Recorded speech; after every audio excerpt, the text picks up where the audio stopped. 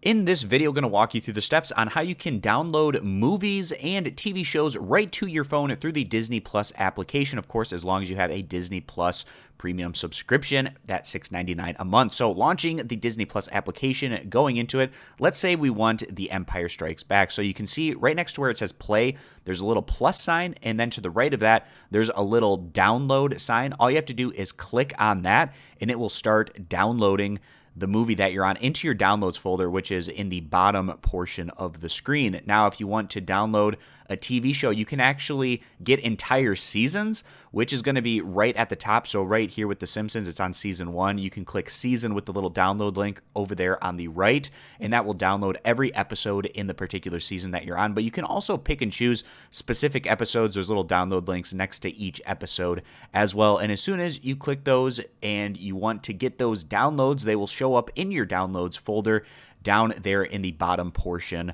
of the app. So I appreciate you guys stopping by. Consider subscribing to the YouTube channel, and I hope to see you back here for future videos.